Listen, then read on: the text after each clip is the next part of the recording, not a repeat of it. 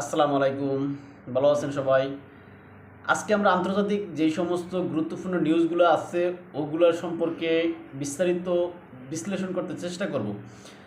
আজকে সেই যুক্তরাষ্ট্র এবং ইরানের ভিতরে যেই বহুল আলোচিত যেই আপনার আলোচনা আজকে ছিল, সেই আলোচনাটা আজকে সম্পূর্ণ হয়েছে বা হয়েছে বা অনুষ্ঠিত হয়েছে। ওই আলোচনার ভিতরে এরকম ছিল যে আমরা বিগত সময় বা বিগত ইয়াতে দেখতাম যে কোনো মানে সমস্যা সমাধানের আলোচনাতে সেখানে দেখতাম যে উভয় পক্ষের প্রতিনিধিগণ একটা রুমের ভিতরে একত্রিত হন। সেখানে এক পক্ষ আপনার কোনো প্রস্তাব করেন, আরেক পক্ষ সেই প্রস্তাব গ্রহণ করেন বা রিজেক্ট করেন, এরকম।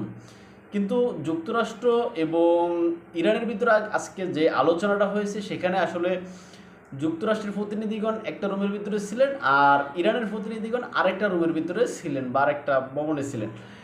এখন এখানে মধ্যস্থতাকারী ওমানের যারা ছিলেন মধ্যস্থতাকারী, তারা যুক্তরাষ্ট্রের প্রতিনিধিদের সাথে আলোচনা করছেন। সেখানে তাদের প্রস্তাব বা তাদের সম্মতি বা তারা কি করতে চায় সেটা শুনছেন।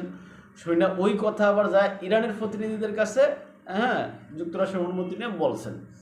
বলার পরে ইরানের প্রতিনিধিগণ ওই আলোচনা বা ওই বিষয়টা শুনে তাদের মতামত কি, তারা কি দাবি দেওয়া আছে, তারা কি ছাড় দিতে পারবে, এরকম বিষয়গুলো তারা আবার বলছে। আবার ওমানের প্রতিনিধিগণ ওই বিষয়টা আবার যায় যুক্তরাষ্ট্রের প্রতিনিধিদেরকে জানাইছে। অর্থাৎ এরকম পরোক্ষ একটা আলোচনা, উভয়ের ভিতরে সরাসরি আলোচনা হয় নাই। এখন এখানে যদিও আজকে সকাল পর্যন্ত ইরান একটা কথা বলছে যে ইরান সব বিষয়ে ছাড় দিল, তাদের পারমাণবিক যে প্রকল্প আছে ওই বিষয়ে তারা কোনো ছাড় দিবে না আলোচনায়, এরকম কথা বলছে। কিন্তু সর্বশেষ আলোচনা তাদের যে অগ্রগতি, সেখানে তাদের যেই মানে বক্তব্য, মানে আলোচনার শেষে তাদের যে সংবাদ সম্মেলন, সেই সংবাদ সম্মেলনে ইরান এই আলোচনা নিয়ে পজিটিভলি কথা বলছে যে সামনে আরও আলোচনা হওয়ার সম্ভাবনা আছে, এরকম নিশ্চয়তা বা এরকম মানে কথায় মার্কিন প্রতিনিধিরা ওমানের মাধ্যমে দিয়েছে। আর এখানে আরেকটা বিষয় যেটা হচ্ছে যে ইরানের পক্ষ থেকে এতটুকু নিশ্চিত করা হয়েছে যে তারা প্রয়োজনে কিছু কিছু হইলেও তাদের পারমাণবিক বিষয়ে তারা ছাড় দিতে প্রস্তুত আছে, এরকম। অর্থাৎ ইরান সম্পূর্ণভাবে এখানে আলোচনায় বা ভালো একটা চুক্তিতে আসার জন্য পজিটিভলি আলোচনা করছে এখানে। এখন এটা আসলে কি হয়, যুক্তরাষ্ট্র এটা কি মাইনা নেয় কিনা সেটা আসলে পরোক্ষ বিষয়, সামনে আগায়া নিবে। এটা অনেক আলোচনা হবে, এটা যেন আজকে তাদের ভিতরে সাধারণ আলোচনা হয়েছে এটা দিয়ে যেন এগুলো সকল সমস্যার সমাধান হয়ে যাবে এরকম না। কারণ ইরানের সাথে যুক্তরাষ্ট্রের অনেক আগে থেকে মানে আলোচনার দরজাগুলো বন্ধ ছিল, এখন সবেমাত্র ওপেন হয়েছে আলোচনার দরজাগুলো। এই আলোচনা যে ওপেন হয়েছে, এই ক্ষেত্রে ইরান এখানে তার ধৈর্যের পরিচয় দিয়েছে। ইরান মানে যুক্তরাষ্ট্র যেভাবে হুমকি দামকি দিয়েছে, যুদ্ধ করবে, ওরকম করবে, এরকম করবে, ইরানকে খায়া দিবে, ইরানকে শেষ করে দিবে, এরকম কথা বলছে। আর ইরানও মানে এখানে সরাসরি মাথা নোয়ায় নেয়, মাথা না নোয়া, হ্যাঁ, যুক্তরাষ্ট্রের সাথে যুদ্ধ করার জন্য প্রস্তুত আছে, ওরকম সেরকম মানে ইরানও পাল্টা কিছু প্রতিক্রিয়া বা বক্তব্য দিয়েছে। অবশেষে তারা এখানে একটা আলোচনায় বসছে। কিন্তু এখানে যদি ইরান যদি ভয় পায় মানে আলোচনায় না হয়ে বসতো বা ভয় পাইতো যে প্রথমেই যুক্তরাষ্ট্রের যে শর্তগুলো আছে ওগুলো মাইনে আলোচনায় বসতো, তাহলে এখানে যুক্তরাষ্ট্র আগে থাকতো। কিন্তু বর্তমানে যেই পজিশনে এখানে আলোচনায় বসছে সেই পজিশনে আসলে এখানে মানে সামগ্রিকভাবে ধরা যায় যেন একটা উইন উইন সিচুয়েশন ধরা যায়।